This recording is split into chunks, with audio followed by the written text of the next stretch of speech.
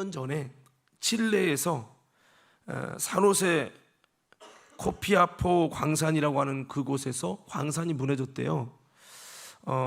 땅속에서 일하던 광부가 33명이 지하 700m에 갇혀가지고 매몰됐는데, 그 매몰되게 된 원인이 70만 톤의 바위가 그 입구를 막았다고 그래요. 32도의 고온에다가 습도가 90%고 생존 가능성이 2%였다고 그래요. 이런 상황 속에서 그것을 뚫었는데 17일 만에 드릴로 구멍을 뚫어서 33명 모두가 살아있다라는 생존을 확인했다고 그래요. 그래서 구조 캡슐을 내려보낼 통로를 결국에 뚫어서 69일 만에 33명이 전원이 구조가 됐는데 성공했다고 합니다. 당시에 CNN에서 전 세계 생중계를 했는데 페스트리아 리건 감독이라는 사람이 더 33이라고 하는 영화까지 만들었다고 하는데, 이 첫 번째 광부가 캡슐로 구조될 때 기자가 물었답니다. 캄캄한 땅 속에서 69일을 어떻게 지냈나요? 라고 했더니 광부가 이렇게 대답했대요. 하나님과 함께 있었습니다. 여러분 만약에 거기 갇혔으면, 우리나라 영화 중에 터널이라는 영화 있잖아요, 그죠? 여러분 열흘도 아니고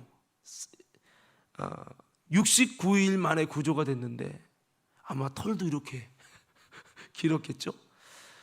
정말 저는 모르겠어요. 어떠한 일이 있었는지 모르지만 그 영화를 한번 보고 싶습니다. 저도 그 속에서 정말 나오면서 감격적인 최고 하고 싶은 말씀, 하나님이 함께 있었습니다.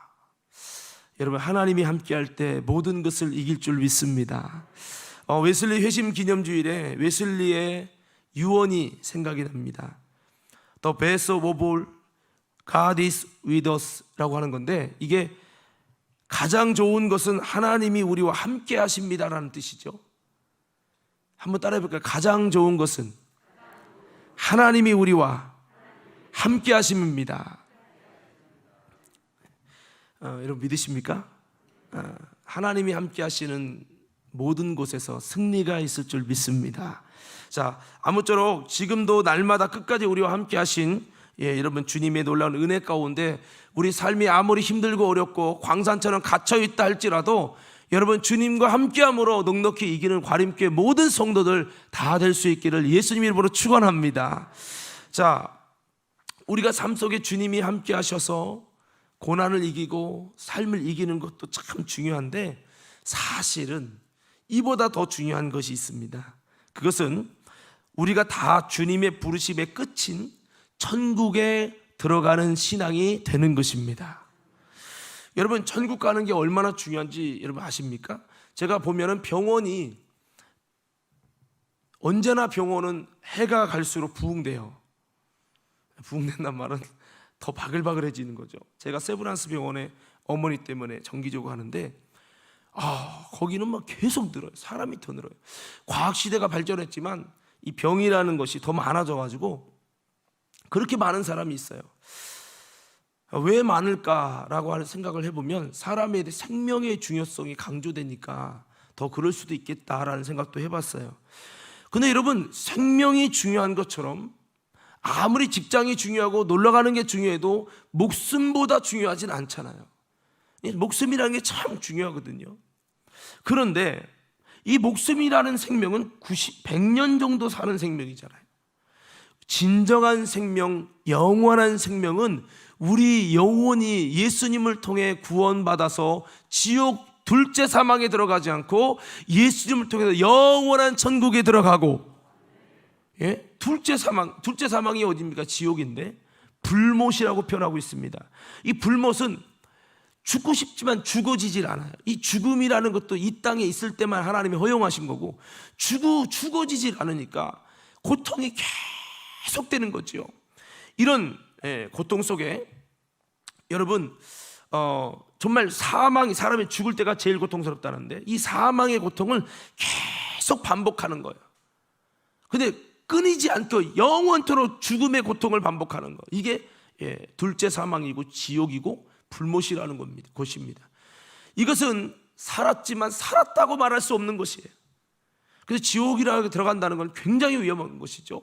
차라리 우리가 살다 한 번 죽으면 끝나지만, 여러분, 이 지옥이라는 이 죽음의 고통을 계속 반복하는 것, 얼마나 고통스럽겠습니까? 저는 성경에 예수님은 그랬죠. 너희가 이 눈을 빼고라도 지옥불에는 절대로 떨어지면 안 된다.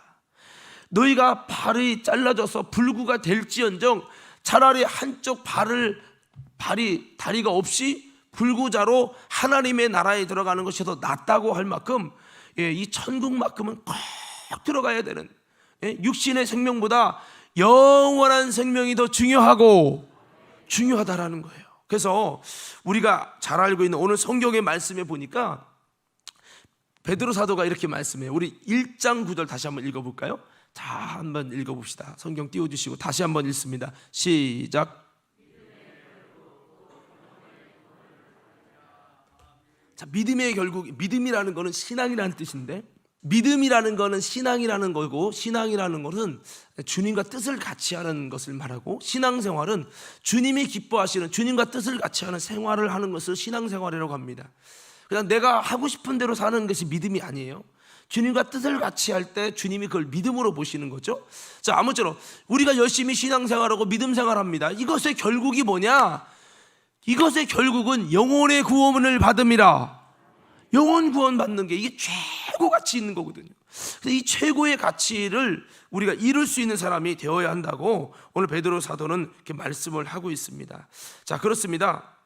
그래서 우리는 생각해 봐야 될 것은, 이스라엘 백성들이 하나님께 가나안 땅에 부름을 받았습니다. 그 가나안 땅은 젖과 꿀이 흐르는 땅인데, 애굽에서 집도 없고 땅도 없고 자기 소유도 없는 종으로 살 때, 그렇게 여러분 자기 땅도 없고 나라도 없고 그렇게 살 때 하나님이 그들에게 너희에게 나라를 주고 땅을 주고 집을 주고 젖과 꿀이 흐르는 땅을 주겠다라고 주님이 그들을 큰 민족을 세우시겠다고 약속하시고, 그들을 가나안 땅이라는 약속의 땅에 부르셨어요. 불어서 주님의 부름을 받고 나가는 데 있어서 바로가 방해하니까 하나님께서 모세를 통해 10가지 이적을 행합니다. 능력의 이적을 행하고 그 다음에 홍해를 건너는데도 기적같이 하나님의 은혜로 건넙니다. 그런데 여러분, 그렇게 능력으로 건너고 광야에 와서 구름기둥 불기둥의 기적과 은혜와 이적을 체험하고 하나님의 함께하심을 경험하고 그랬어요. 근데 문제는 뭐냐? 이거는 과정이고 중요한 목표가 있거든요. 목표는 뭐냐면 그들을 부르신 젖과 꿀이 흐르는 하나님의 약속의 땅에 들어가고, 이게 목적이거든요. 아무리 과정이 좋으면, 마치 이런 거죠. 만약에 내가 목표를 정했습니다. 서울대 가는 거야. 근데 서울대 가는 중에 정말 하버드대 사람이 나를 과외를 공짜로 시켜준다는 좋은 것을 경험하고, 이야 대박이다, 좋았어. 그리고 여러분 가는 가운데 서울대 생을 만나가지고 친히 어떻게 공부해야 되는지 도움을 받았어. 너무 좋은 거야. 이야. 근데 다 잘했어. 여러분 최상의 컨디션을 갖고 막 했어. 근데 시험날 망쳐갖고 떨어졌어. 그러면 여러분 과정은 나름대로 좋지만 내가 원하는 진정한 목표를 이루지 못하잖아요. 여러분 세상의 대학교는 재수할 수 있지만 천국대는 재수할 수가 없어요. 아멘. 다시 기회가 없단 말이에요. 그러니까 이것은 단 한 번의 기회입니다. 단 한 번의 기회. 그래서 우리가 이 하나님의 나라에 들어가는 건 너무 중요한데, 이스라엘 백성이 수많은 하나님의 기적과 은혜와 정말 하나님의 역사를 경험했지만 성경 말씀에 보니까 그들의 대다수가 광야에서 엎드려지고, 여러분 그런 다음에 하나님의 젖과 꿀이 흐르는 하나님의 땅에 들어가지 못하는 참 안타까운 일들이 있었다라고 하는 겁니다. 우리는 여기서 중요하게 생각하는 것은, 제가 대신방 때 이제 그런 말씀을 나누고 있거든요. 여호와께부터 떠나지 않는 사람이라는. 그러니까 나름대로 하나님의 은혜 체험, 하나님이 함께 하시는 걸 경험하는 많은 기쁨과 감동이 있었는데, 서고 치며 춤추고 주님을 찬양하고 주님이 함께 하시는 은혜 때문에 정말 하나님 함께해서 감사합니다, 감사가 터져나고, 중요한 건 이것만이 전부가 아니라, 중요한 건 이렇게 했는데 결국 그들이 광야에서 우상 때문에 우상 숭배에서 무너지고, 불평하다가 하나님 앞에 여러분 무너지고, 여러분, 광야에서 엎드려지고 약속의 땅에 들어가지 못하는 존재가 되고 말았다는 거예요. 상당수가. 이거를 볼 때, 이야, 목표가 제대로 세워지지 못한 그들, 목표를 이루지 못한 그들, 참 안타깝다라고 하는 생각을 하게 됩니다. 그래서 저는 우리 성도들이 교회 다니면서 바제야도 하고 예수님 안에서 떡도 먹고 주님의 은혜도 받고 응답도 받고 암도 고쳐지고 기적이 일어나고 예수님 때문에 물질의 축복도 받고 다 좋다 이거예요. 다 좋은데 문제는 우리 신앙의 진정한 결국 영혼의 구원을 받는 거, 이 진정한 삶의 방향과 목표가 완성되지 않는다면 지금 이게 뭐가 중요해요? 100년 동안 행복한 것이 우리의 인생의 목표가 아니에요. 우리는 100년 동안만 행복한 게 아니라, 한번 따라합시다. 영원한 행복. 다시 그게 영원한 행복. 다시 한번 그게 영원한 행복. 이거는 예수님을 통해 천국에 들어가는 사람, 영혼 구원 받을 때 이것이 영생 복락을 누리는 거거든요. 너무 중요한데 이스라엘 백성도 가는 과정에서는 나름대로 좋은 에피소드가 많았지만 중요한 거는 여호수아 갈렙 빼고 그 세대들이 다 들어가지 못했어요. 이런 것을 볼 때, 야, 정말 우리가 목표를 이루는 것은 너무 중요하구나. 그래서 저는 여러분들에게 신앙생활의 궁극적 목표를 바로 세워라. 어떤 목표를 세워야 될 것이냐? 그럼 여러분들이 이렇게 외쳐보세요. 영혼의 구원, 이렇게 외쳐보시는 거예요. 자, 신앙생활의 궁극적 목표를 바로 세우라. 그러면 여러분, 제가 물어보면 답은 영혼의 구원이에요. 이번에 바꿔봅시다. 천국 가는 거라고 외쳐보세요. 자, 답은 그거예요. 자, 질문할게요. 여러분, 교회 왜 다녀요? 자, 충성 왜 해요?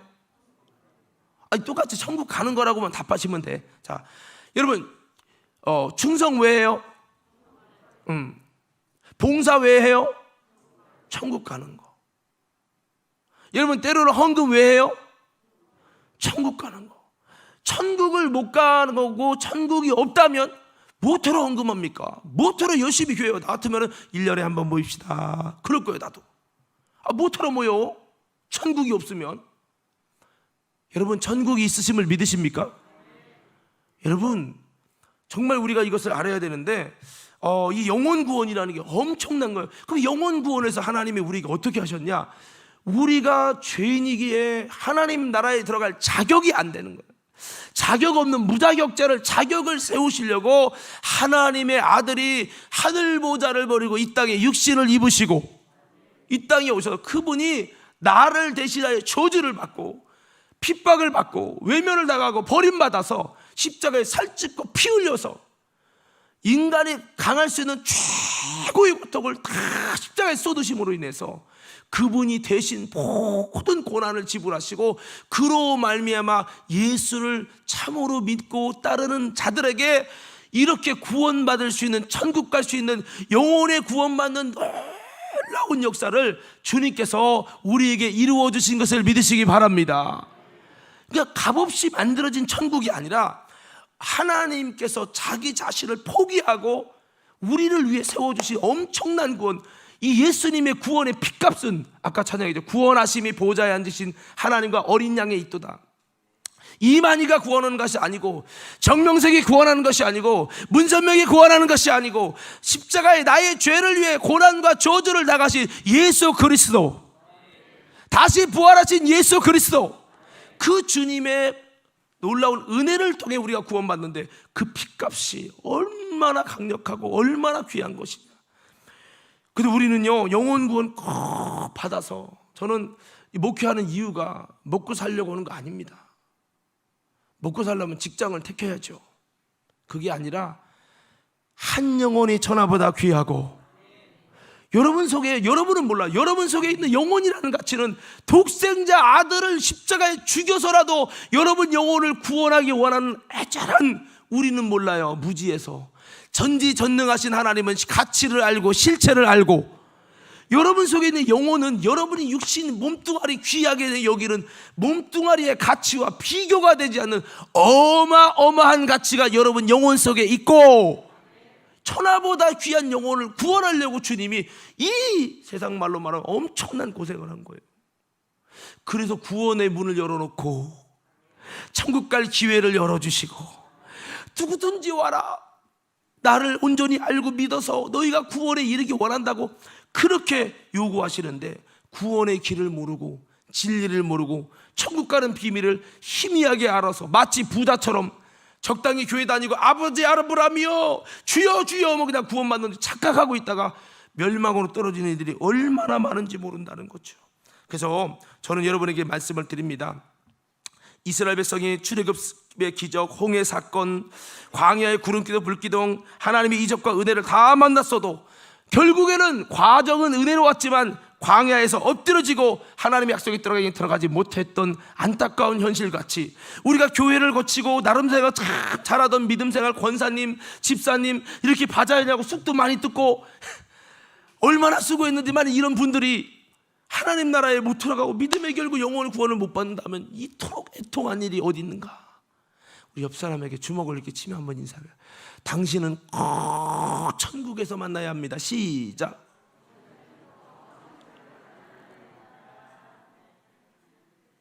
여러분, 이 목사의 진심을 믿어주시기 바랍니다. 진짜 천국에서 만나요. 할렐루야. 저의 최고의 불행은 뭐냐? 나를 거쳐서 지옥 가는 이가 있다면 최고의 불행일 겁니다. 저의 목회의 실패의 영역이죠. 자, 그래서 어떻든 우리가 천국 가려면 목표 설정을 바로 하자. 나는 꼭 천국 가리라. 한번 주먹을 줘봐요. 좀 잘 줘봐. 이러고 이러면 진실하게, 좀 주먹 줘봐요. 따라 좀 해봐. 자, 이렇게 한번 따라 합시다. 나는 꼭, 다시 꼭 천국 가리라. 목표를 정하십시다. 목표를 정해야 돼요. 예, 그렇습니다. 우리가 이 목표를 잘 이루려면 어떻게 되는가? 특별히 우리가 이곳은 천국 가기 위해서 모인 사람들이 이곳에 있는 건데, 적어도 교회 생활의 결국이 천국이라면 천국 가는 신앙에 대한 견해가 모두 사실은 동일하게 일치가 되어야 우리가 모두 목표가 하나로 딱 모아진다는 거죠. 어떻게 구원받는 자로 도달되는가? 이것에 대한 이해가, 구원에 대한 이해가, 믿기만 하면 쉽게 구원받아 라고 하는 1번이 있죠. 그렇다면 교회는 어떻게 될까요? 누구든지 믿기만 하면 되는 넓은 문으로 교회를 만들어야 돼. 그리고 가능한 누구나 교회를 쉽게 오게 만들어서 숫자 늘리는 데 최고의 힘을 써야 돼. 두 번째, 만일 구원이 그렇게 결코 쉬운 게 아니라면 교회는 마치 입시 훈련하듯 천국 갈 후보생을 기르는 광야 제자 훈련소가 되어야 한다라는 거예요. 자, 제 말 두 가지이겠죠. 첫 번째는 구원이 너무 쉬워 그러면은 누구든지 그냥 예배도 다 바꿔버리고 누구든지 쉽게 교회만 나오면 다 구원받아서 쉽게 믿으면 그냥 여기를 넓은 문, 신앙생활도 넓은 문으로 부담 두지 말고 무조건 넓은 문 만들어서 가능한 최대한 인원수 늘려야 돼. 그런데 결코 그런 게 구원이 그렇게 쉬운 것만은 아니라면 교회는 철저히 진짜 천국 가는 길을 제시하고, 그러기에 도달되지 못한 사람이 있어도 자꾸 권면하면서 천국에 합당한 신앙이 되어지도록 아름답게 훈련하는 광야 제자 훈련소가 되어야 되고, 이래야 되는 거죠. 자, 1번일까요? 2번일까요? 2번일 것 같아요? 자, 우리 누가복음 아까 읽었던 말씀 중에 거기만 한번 23절, 24절만 읽어봅시다. 23절, 24절, 25절까지만 한번 봅시다. 23절, 24절, 25절 읽어봅시다. 시작.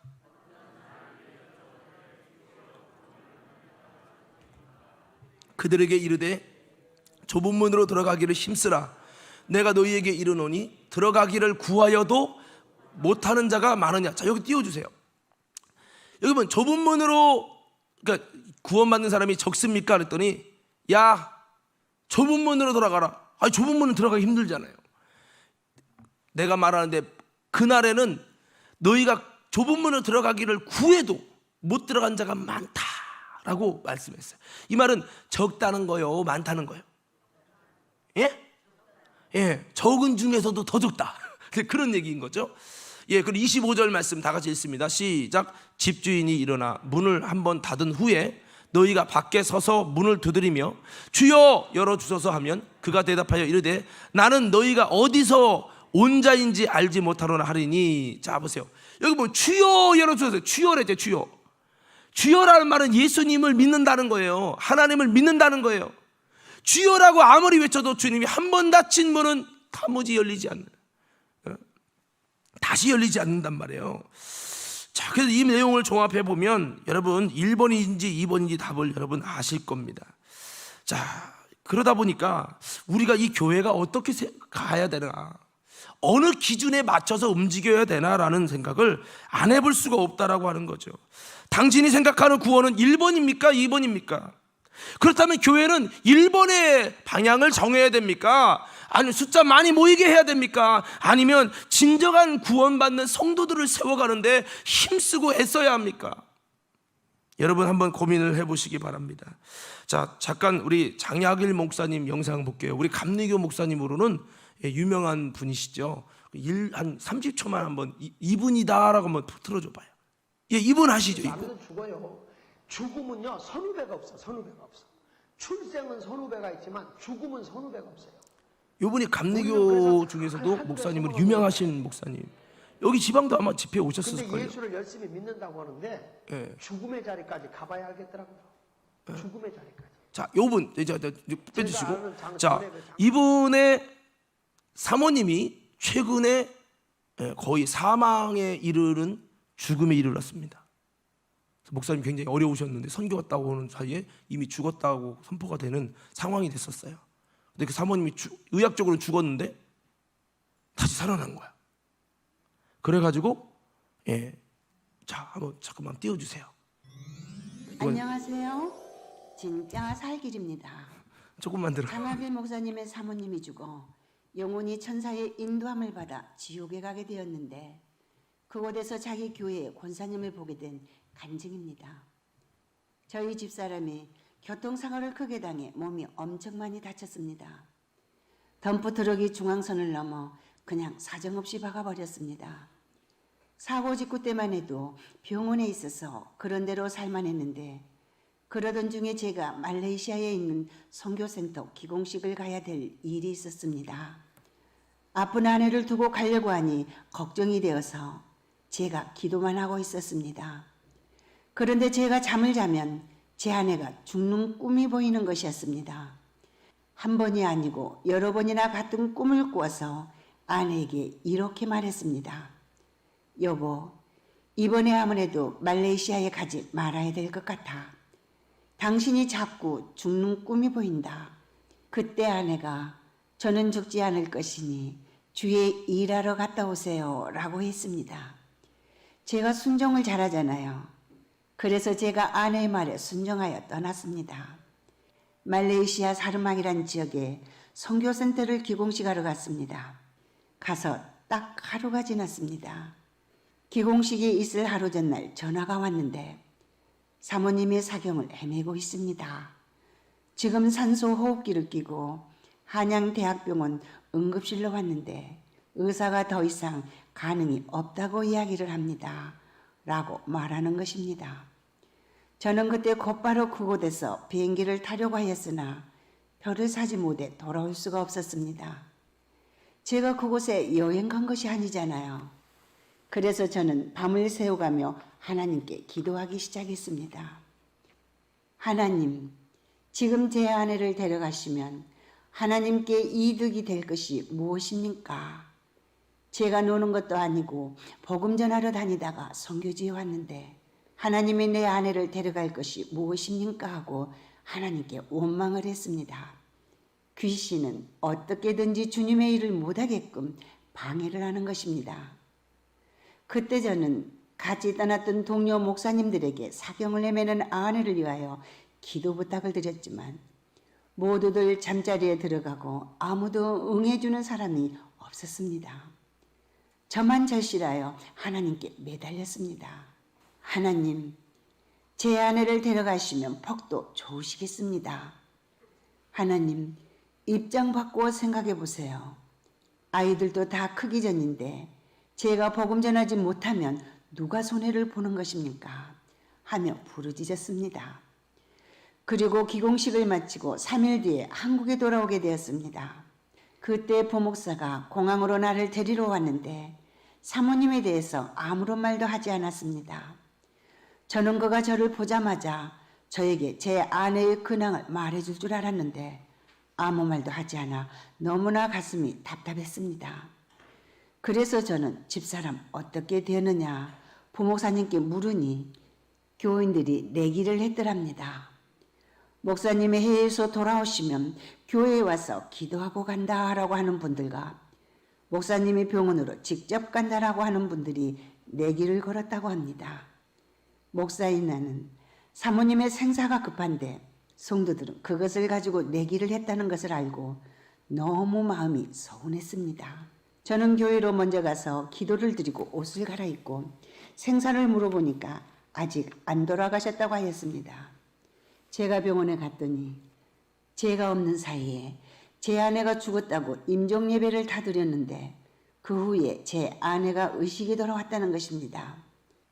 아내가 교통사고 난 것도 자기 일 보러 가다가 사고가 났고 제가 선교주로 떠날 때도 아내가 죽은 꿈을 제가 꾸고 안 가야 될 것 같다고 말하면서 망설였기 때문에 제가 생각하기를 아내가 저를 보고 여보 당신 걱정시켜서 미안해라고 말할 줄 알았는데 제 아내가 저를 보는 순간 첫마디가 목회 똑바로 하세요라고 말하는 것이었습니다.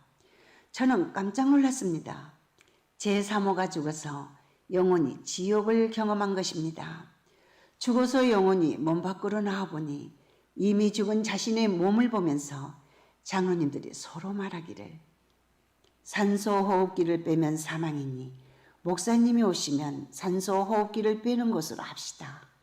라고 운운하면서 산소호흡기를 낀 그 상태로 임종예배를 드리더랍니다.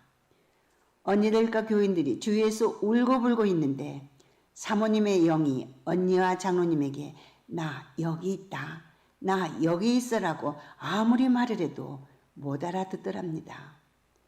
그때 사모님 옆에 있던 천사가 말하길 알아듣지 못할 것이라고 말하면서 사모님을 캄캄한 지옥으로 데리고 갔습니다. 지옥에서 스포트라이트 비추는 것 같이 딱딱 비추어 주는데 한 곳을 비추어 줬을 때 엄청난 지옥의 공포 개성들이 들려왔습니다.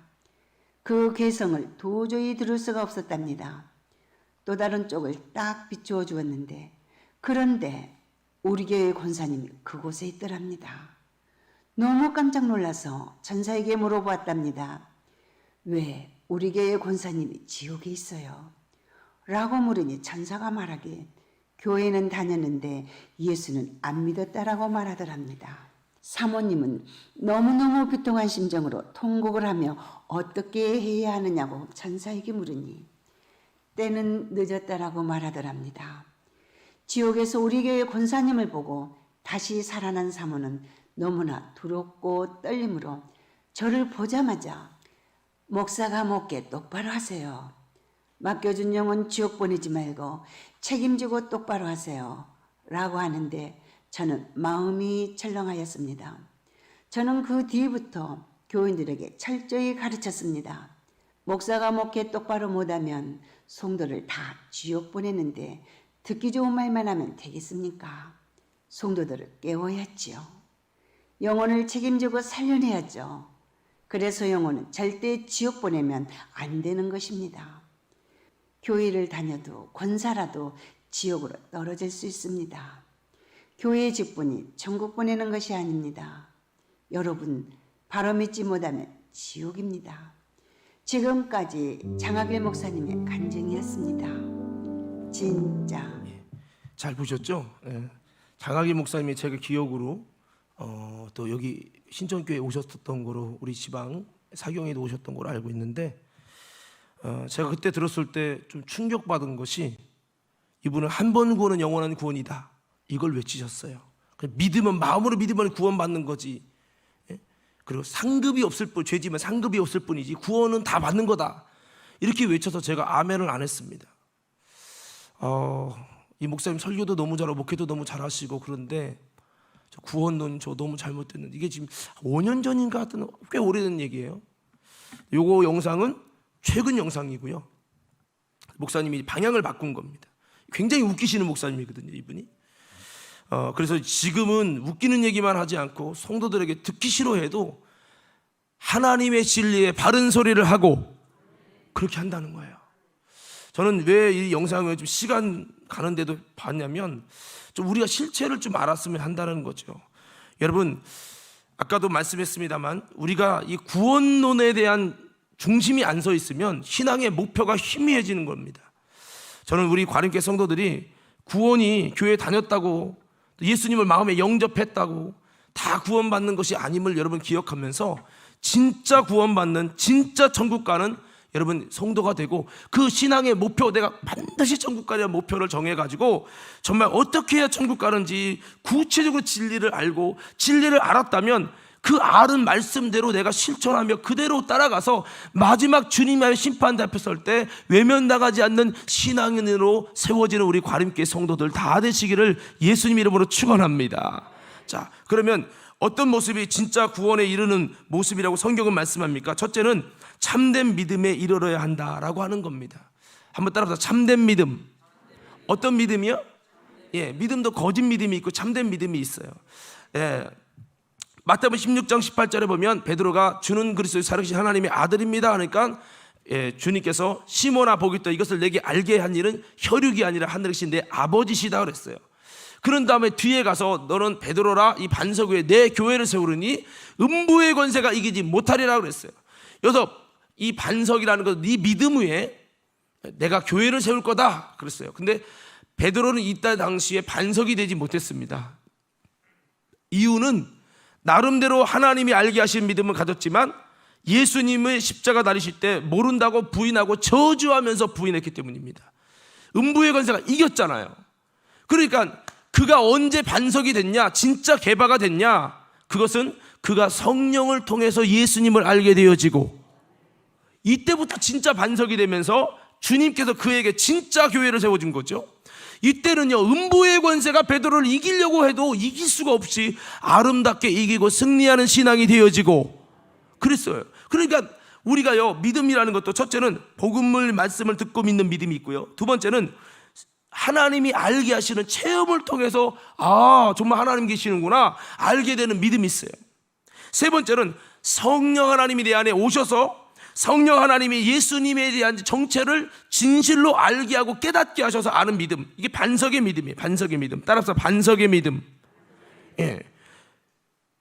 여러분, 이런 최소한 세 번째 단계 안에 들어가야 예수님을 진짜 아는 건데, 성경 공부해서 아는 믿음, 이 믿음보다는 최소한 뭐가 낫냐? 베드로가 예수님 3년만 동안 따라다닌 믿음이 눈으로 본 거, 체험한 거 따지면 훨씬 더 좋은 믿음이죠. 근데 그 믿음도 예수님을 부인하게 됐어요. 결정적인 환란이 다가왔을 때 부인했단 말이에요. 우리의 믿음은 어떤 믿음이 돼요? 참된 믿음은 어떠한 순간에도 주님을 부인할 수 없는 사람. 할렐루야. 그러니까 우리는 어떤 믿음? 반석의 믿음이 돼야 되겠죠. 성령으로 말하는 자는 예수를 저주할 자라고 말할 수 없다는 거예요. 여러분이 하나님이 이런 암을 고쳐줬어요. 하나님이 내게 이런 기적을 보여주시고 응답을 줬어요. 나 정말 하나님 계신 거 믿어요. 이렇게 믿을 수도 있고, 복음의 말씀을 들었더니 하나님이 깨닫게 해주셔서 나는 체험은 없지만 나 예수님 믿어요 하고 마음에 믿는 사람도 있어요. 물론 그 믿음이 잘못됐다는 건 아닙니다. 그 믿음도 주님 주신 믿음이지만, 그러나 환란이 오고 어려움이 오고 위기가 오면 이런 믿음은 흔들릴 수 있다는 겁니다.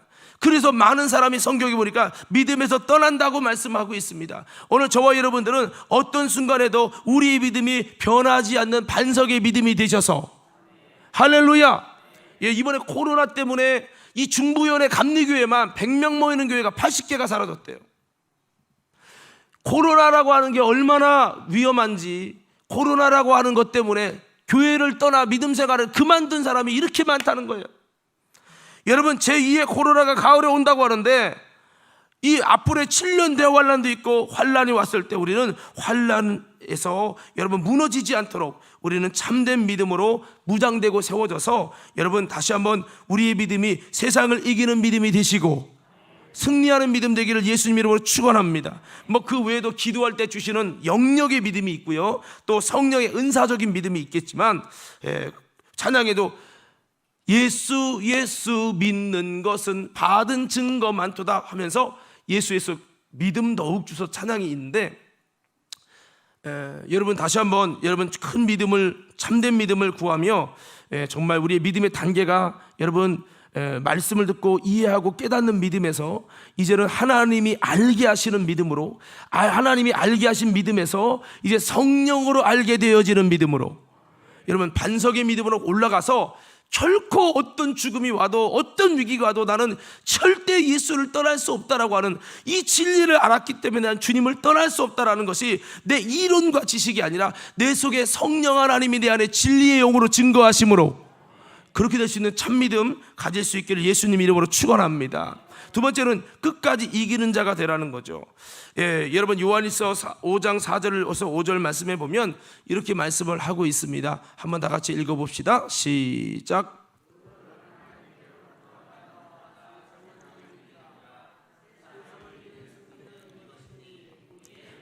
자, 여기 보세요.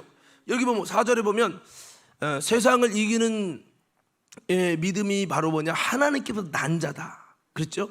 여러분 하나님께로 나시기 바랍니다. 교회만 다니지 말고 하나님의 성령으로 거듭나시기 바랍니다. 어떤 사람은 거듭났다는데 믿음에서 떠나요. 지난번에 장로교 목사님 만났는데 그러더라고요. 자기네 장로교에서 그런데요, 믿음에서 떠나는 사람은 그 사람은 원래 하나님으로부터 난 사람이 아니기 때문에 떠나는 거다, 이렇게 말한다는 거예요.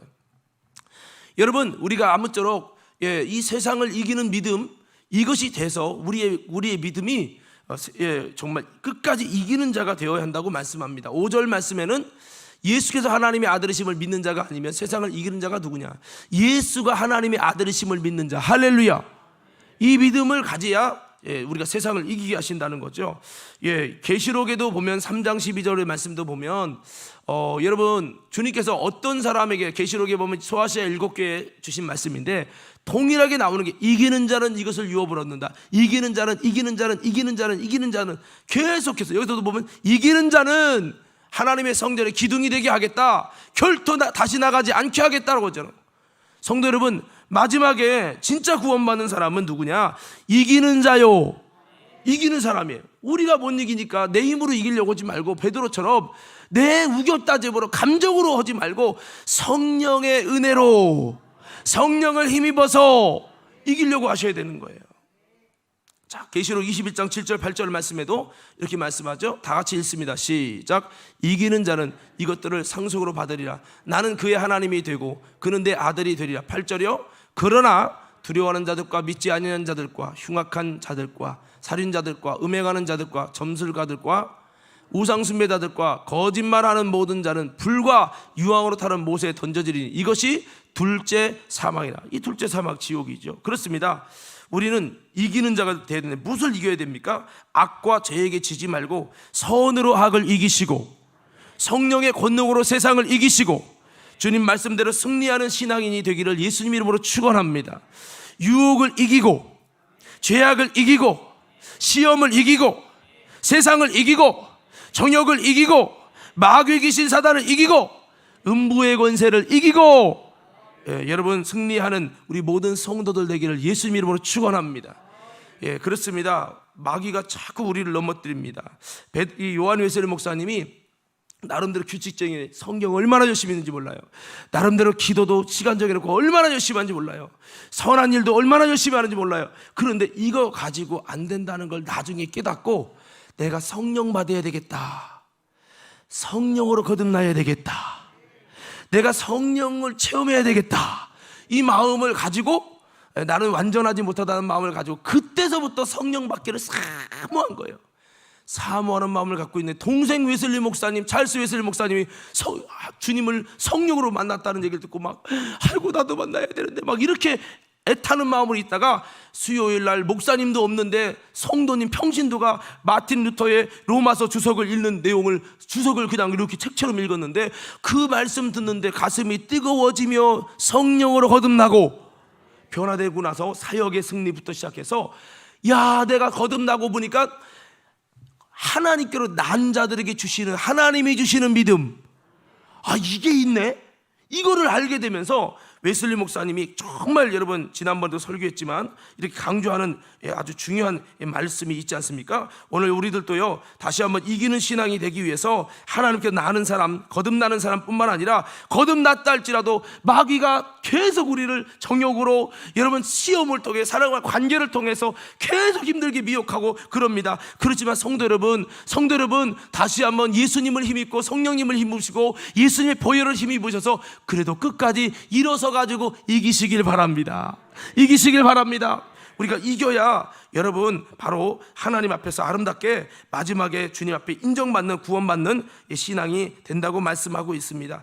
계시록 17장 4절 말씀에 보면은 어떤 사람이 이기냐 이렇게 말씀했는데 여기 중요한 비밀이 들어있어요. 제가 한번 읽어드릴게요. 그들이 어린 양과 더불어 싸우려니와 어린 양은 만주의 주시요 만왕의 왕이심으로 그들을 이기실 터요. 또 그와 함께 있는 자들, 곧 부르심을 받고 택하심을 받은 진실한 자들도 이기리로다. 한번 따라합시다. 진실한 자들도 이기리로다. 여러분 진실해지길 바랍니다.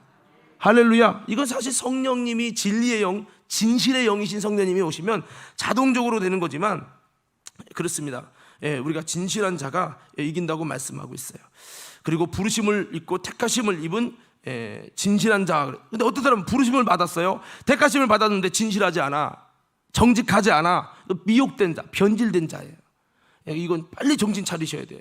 여러분 부르심 받았으면 감사하고, 택하심을 입었다면 감사하고, 근데 그것이 변질되면 안 됩니다. 여러분 그래서 정말 성령 안에 진실한 하나님이 보시는 그 하나님의 형상과 그 열매를 가질 수 있는 우리 모두가 되길 예수님 이름으로 축원합니다. 그리고 여러분 세 번째는 옷을 더럽히지 말아야 된다라고 말씀합니다. 예수를 믿죠. 근데 믿음이라는 건 이론과 지식이 아니라는 거죠. 제가 늘 말씀하지만 요한복음 17장 3절에 보면 영생은 유일하신 참 하나님과 그의 보내신 자 예수 그리스도를 아는 것이다라고 했는데, 이 안다라고 하는 단어가 우리나라는 안다요. 그래서 여러분 우리가 그러잖아요. 김치 맛이 같다, 사람이 죽어도 같다, 걸어가도 같다, 저 사람은 맛이 같다 이렇게 하잖아요. 이게 단어를 같이 쓴단 말이에요. 이거를 세종대왕님이 이렇게 만들었어요. 왜냐하면 서민들이 알게 하려고 단어를 많이 안 쓰셨어요. 그런데 우리나라는 그러다 보니까 번역하면, 성경을 번역할 때 번역할 수 있다는 걸 안다밖에 없어. 다르게 번역할 수 있는 방법이 없어요. 근데 안다를 원어 성경에서 보면 기노스코가 쓰였다고 그랬잖아요. 기노스코. 그것은 아니스타도마이 도쿄라고 하는 원어는 지식으로 배워서 아는 거고, 기노스코라는 것은 체험으로 알고 경험으로 알 뿐만 아니라 그분과 내가 동침하여 한 몸을 이루면서 하나 돼서 알고, 그리고 나도 알고 그도 아는 양방으로 알고, 그 다음에 성령으로 알고, 요거를 할 때만 그 기노스코를 썼다는 거예요. 222번의 신약이 써있잖아요.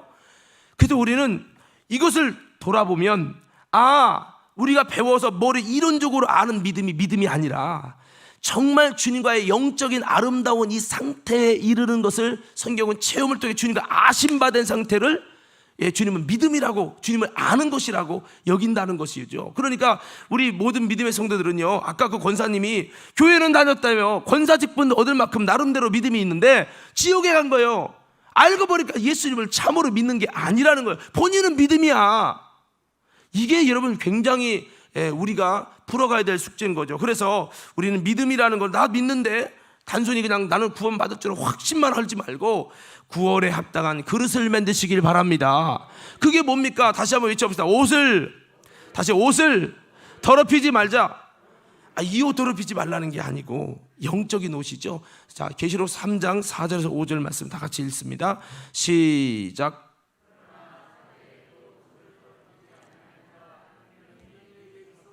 흰옷을 입고 나와 함께 다니리니 그들은 합당한 자인 연고라. 계속요. 이기는 자는 이와 같이 흰옷을 입을 것이요 내가 그 이름을 생명책에서 결코 지우지 아니하고 그 이름을 내 아버지 앞과 그의 천사들 앞에서 시인하리라. 여러분 주님께서 마지막 심판하실 때 천사들과 아버지 하나님 앞에서 심판주이신 예수님이 심판하실 때 여러분을 시인해 주시기 바랍니다. 시인해 주셔야 돼요. 여러분 물어볼게요. 제가 서울대 갈 줄을 확실히 믿어. 믿음으로 충만해요. 그럼 물어봅시다. 내 믿음으로 충만한다고 서울대 들어가요? 아니죠. 자격이 있어야 들어가죠. 하나님이 성경이 요구하시는 자격, 예수님이 시인할 수 있는 사람, 이걸 성경은 믿음이라고 말해요.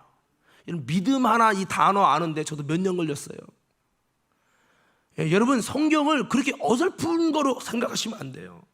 성경을 구원론을 보시려면 창세기부터 계시록까지 다 뚫어야 됩니다. 다 아셔야 돼요. 계시록이 말하는 구원론, 바울이 말하는 구원론, 요한 사도가 말하는 구원론, 누가 저자가 말하는 구원론, 구약 성경에서 말하는 구원론 다 뚫어야 돼요. 다.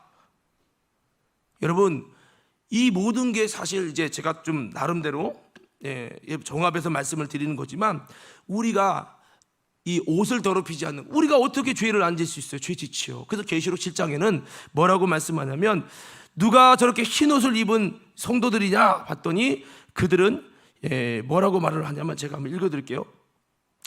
장로 중 하나가 응답하여 나에게 이르되 이 흰 옷 입은 자가 누구며 또 어디서 왔느냐? 내가 말하기를 내 주여 당신이 아시나이다 하니 그가 나에게 이르되 이는 큰 환난에서 나오는 자들인데 어린 양의 피에 그 옷을 씻어 희게 하였느니라. 그러니까 결국 내가 죄를 한 번도 안 지어야지 이게 아니라 사람인지라 넘어질 수밖에 없어요. 그러나 이것을 옷을 더럽히지 않는다는 것은, 여러분 옷을 더럽히지 않기 위해서 우리가 세탁하잖아요. 이것처럼 우리의 믿음의 옷을, 믿음의 예복을 계속 예수님의 보혈의 피로 회개를 통해 빨아서 주님 앞에서 여러분 정말 더럽히지 않는 흰 옷을 준비하는 그런 신앙이 돼서 우리가 끝까지 옷을 더럽히지 않는 자로 주님이 인정하시고, 여러분 정말 주님께서 보실 때 합당한 자로 인정받을 수 있는 그런 이 믿음의 옷을 잘 거룩하게 유지해 갈 수 있는 신앙생활, 영적 생활, 회개 생활 되시기를 예수님 이름으로 축원합니다. 이게 이기는 거라는 거예요. 어떤 사람은 목사님 저 교회 안 가도 돼요. 왜요? 저 예수 믿어요. 아 그래요? 근데 교회 왜 안 와요? 아 믿으면 됐지 뭐 교회 가야 합니까? 이 사람은 진리도 모르고 구원도 모르고 성경도 모르고, 당신 그 신념이에요. 그거 절대 당신 그런 말 한다면 죄송하면 당신은 아직도 예수 모르는 거고 믿지도 않는 거야. 사랑하는 성도 여러분, 우리 정말 예수님 알길 바라고, 정말 예수님 믿으면요 절대 그냥 있을 수 없어요. 옷을 빨 수밖에 없다라는 겁니다. 옷을 더럽히지 않는 자가 이긴 자고요, 이 자가 합당한 자로 인정받고, 그런 자는 생명책에서 이름이 흐려지지 않는다는 겁니다. 여러분 성경을 보면요, 그래서 바울도 이 옷이 더럽혀질까 봐 이 옷을 벗기는 마귀 권세가 있어서 벗겨지지 않는 신앙생활 되려고 짐진 것처럼 하나님의 성령을 힘입으려고 사모했다고 성경은 말씀하고 있습니다. 여러분 구원파는 어떻게 말합니까? 한 번 죄 씻음 받으면 다시 더러워지지 않는다고 말해요. 그래서 신약 성경에도 보면 한 번 구원받고 이 영이 한 번 거룩해진 다음에는 하나님의 사랑에서 끊을 자가 없다라는 그런 중심을 가지고 내가 몸에 타락을 하고 성적 타락에도 상관없다 해갖고 교회의 성도들 부녀들을 다 건드린 거예요. 이게 실제 초대교회 이단의 역사입니다. 영지주의라는 이단. 그래서 여러분 성적 타락이 막 일어나는 거예요. 근데 그들은 자유해. 왜? 내가 예수 믿어 자유해. 예수 안에 자유해. 이건 지랄이지. 여러분 이런 엉뚱한 소리를 하고 있습니다. 그러니까 바울 사도가 뭡니까? 베드로전서 전서 5장 23절에 준비됐는지 모르겠는데, 자 한번 읽어봐요. 시작. 평강의 하나님이 친히 너희를 온전히 거룩하게 하시고 또 너희의 온 영과 혼과 몸이 우리 주 예수 그리스도의 강림하실 때 흠없게 보존되기를 원하노라. 내 영만 거룩하면 된다, 내 육은 죄도 된다, 이게 아니라 영과 혼과, 혼은 마음이죠. 혼과 육이, 할렐루야. 이 세 가지를 거룩하게 해야 된다라고 하는 것을 바울이 강력하게 영지주의를 이단을 대적하며 말한 것입니다. 디모데전서 4장 1절 2절 말씀해 보니까 이렇게 말씀하고 있죠. 그러나 성령이 밝히 말씀하시기를 휴일에 어떤 사람들 믿음에서 떠나 미혹하게 하는 영과 귀신의 가르침을 따르리라 하였으니 자기 양심이 화인을 맞아서 외식함으로 거짓말하는 자들이라, 이렇게 말씀하고 있습니다. 믿음을 가졌어요. 그런데 후일에 마귀 귀신이 할 수만 있으면 택한 자도 넘어뜨리려고 미혹시키는 거예요. 미혹.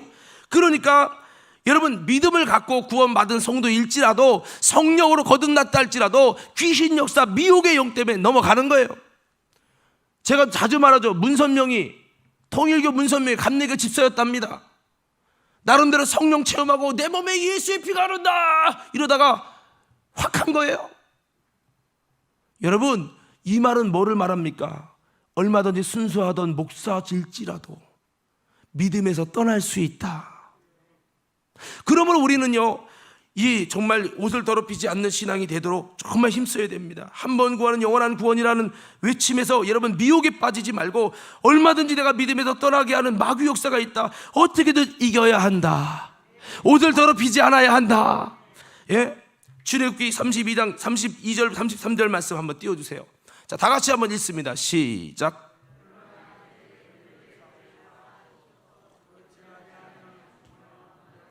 주께서 기록하신 책에서 내 이름을 지워버리소. 자, 이 책이 뭘까요? 생명록이죠. 생명록. 자, 생명록에 이름 있는 사람이 구원받고 없으면 구원받지 못합니다. 자, 33절에요. 시작. 모세에게 이르시되 누구든지 내게 범죄하면 내가 내 책에서 그를 지워버리리라. 자, 여러분, 한 번 생명책에 기록되면 지워져요, 안 지워져요? 다시 성경 보세요. 한 번 생명책에 구원받고 기록되면 지워져요, 안 지워져요? 지워지죠. 어느 놈이 안 지워진대? 내가 이렇게 아까 그 장학일 목사님이 이렇게 한 번 구원은 영원한 구원이라고, 애벌레가 나비가 된 다음에 죽으면 나비지 애벌레가 되지 않지 않냐고 이렇게 설교해서 큰일 났다. 근데 중요한 건 그 모인 감리교 우리 시흥북지방 성도들의 한 8, 90% 다 같이 아멘 아멘 하더라고. 내가 큰일 났다 이거. 어디부터 가르쳐야 되나 이거. 그래도 여러분 다시 한번 물어봅니다. 여러분, 생명책에 한번 기록되면 영원히 지워지지 않는다, 아니면 지워진다? 다시 지워진다, 안 지워진다? 또 목사님 이러니까, 목사님 나는 싫어요, 목사님이랑 성향이 안 맞아요. 또 그럴지도 모르겠지만 나는 정말 혹시라도 잘못된 구원론 가질까봐, 그것 때문에 여러분 신앙의 방향과 목표가 잘못돼서 구원 못 받을까봐 나는 걱정되는 거예요. 아까 장학일 목사님은 그렇게 구원론을 전국에 가서 세계적으로 집회 다 했습니다. 교회 가면, 집회 가면 1번 설교가 이거였어요. 당진에 와서 똑같이 설교했어요. 그래서 거기 당진 지방에서 성도들이 한 10%가 여러분 집회 다 나갔어요. 이 설교 못 듣는다고. 이런 일들이 벌어졌었어요. 그러니까 근데 감사한 거는 이분이 아내를 통해서 이 구원에 대한 놀라운 비밀을 알게 하시고, 그게 너무 감사한 거야. 이제 이분이 다르게 전할 거라고 저는 생각하는데요. 그래서 여러분, 이건 그냥 조금 죄지면 그렇게 된다는 게 아니라 사망에 이르는 죄가 있고 사망에 이르지 않는 죄가 있다고 그랬잖아요. 그래서 우리가 여러분 죄지면 지옥 가는 겁니다. 근데 이 죄도 사망에 이르는 죄가 있고 사망에 이르지 않는 죄가 있어요. 그냥 죄 졌다고 극단적으로 생각하시면 안 되는데, 아무쪼록 죄가, 욕심이 잉태한 지 죄를 낳고 죄가 장성한 지 사망에 이르잖아요. 사망에 이르는 죄가 발생되면 큰일 나는 겁니다. 믿지 않는 것만 지옥 가는 게 아니라 계시록 21장 8절에 믿지 않은 자들과 흉악한 자들과 여러분 음란하는 자들과 여러분 행음자들과 그 기록된 게 있잖아요. 그 다요. 나는 예수님 믿는데 음란하면 당신 지옥이야. 뭐가 뭔지 영분별이 안 되니까 지금 엉뚱한 소리 하고 있는 거지. 그러나 진실로 회개하고, 진실로 회개했다간 열매를 맺고 돌이킨다면 되겠죠. 그래서 여러분, 우리는 성경의 실제를, 영적 세계의 실제, 성경은요 구약 따로 신약 따로가 아니에요. 구약과 신약의 일치를 갖고 있어요. 진리는 하나입니다. 그래서 우리는 다시 한번 이런 믿음을 세워지고, 여러분 한 가지 더 말씀을 드리면, 예수의 남은 자손이 알곡이 돼야 돼요. 한번 따라, 알곡이 되자. 뭐가 돼요? 여러분 쭉정이도 있고 알곡도 있답니다. 계시록 12장 17절의 말씀에 보니까 하나님께서 보실 때 여러분 교회라고 하는 신부가 생산한, 여기서 용이 여자에게 분노하여 돌아가서 라고 되어 있죠. 용은 사탄입니다. 여자가 누구냐? 해를 입은 계시록 12장의 여자가 교회예요. 교회는 겉으로 이 건물만의 교회가 아니라 우리의 예수 그리스도를 믿는 믿음의 공동체, 할렐루야, 영적인 보이지 않는 교회를 말해요.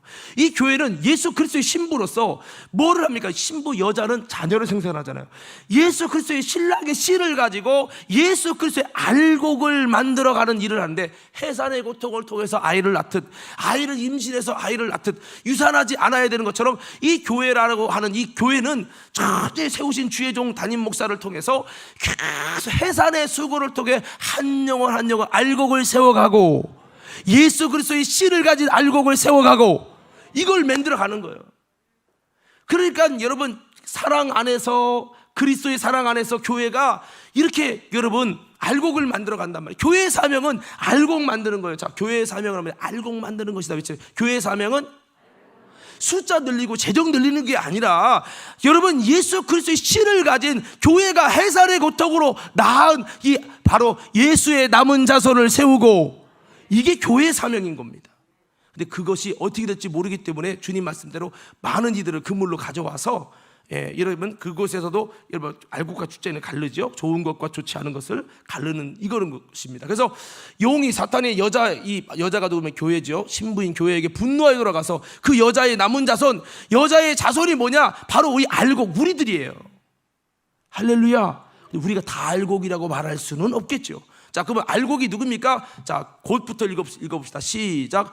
곧 하나님의 계명을 지키며 예수의 증거를 가진 자들과 더불어 싸우려고 바다 모래 위에 섰더라. 바다는 세상을 의미하고 모래 위에 섰다는 것은 많은 세상 속에 다 이 마귀가 막 싸우려고 으르렁 하고 있다는 거예요. 이렇게 마귀의 적이 되는, 마귀의 표적이 되는 여러분 사람이 누구냐면 예수의 남은 자손, 알곡이란 말이에요. 알곡. 알곡 아닌 사람은 마귀의 표적 대상도 안 돼. 우리 상도 여러분 알곡 됩시다. 옆 사람 옆구리 치면서 이렇게 인사해요. 우리 알곡 돼야 돼요. 할렐루야. 말씀을 좀 마칠게요. 여러분 신앙생활이 결코 쉬운 건 아니지만 우리 모두 예수님의 남은 자손 알곡 되는데 정력을 다하시고, 아멘 좀 해봐요. 알곡 되는데 정력을 다하시고, 아까 알곡이 비밀 보냈어. 하나님의 계명을 지키며, 신앙생활 내 맘대로 하는 게 아니라 하나님의 말씀을 쫓아 살아가는 사람, 그리고 예수의 믿음의 증거를 가진 사람. 증인은 주님을 경험한 자예요. 증인은 목격자예요. 여러분 성령을 통해 우리가 예수님 증인 되기 바랍니다. 그래서 제자 신앙이 있고요. 그러니까 보세요. 여기 보세요. 이제 마칠 건데 여기 봐요. 교인의 신앙이 있고, 교회 다니는 사람은 교인이에요. 두 번째, 제자의 신앙이 있어요. 제자는 뭐냐? 예수님의 가르침을 쫓아가기로 작정된 사람. 제자 신앙. 예수님의 가르침을 쫓아가지 않는다. 죄송합니다. 당신 교인이에요. 교인은 구원받는다고 말할 수는, 다 구원받는다고 말할 수는 없어요. 이 제자의 신앙, 제자의 신앙이 끝이 아니라 이 제자의 신앙에서 따라서 증인의 신앙. 증인은 그 예수님을 성령으로 경험해서 그 성령으로 예수님을 내 안에 모신 자예요. 그래서 우리 신앙은 교인에서 이제는 제자로, 제자의 신앙에서 성령 안에서 예수님을 아는 자의 그 주님이 내 안에 경험되고, 예수의 십자가가 경험되고, 하나님의 실제 진리가 내 속에 경험된 증인돼서 입에 거품 물고 예수 그리스도의 천국과 지옥을, 구원을 막 전할 수 있는 정말 예수 그리스도의 사람, 이 증인이 돼야 돼. 증인.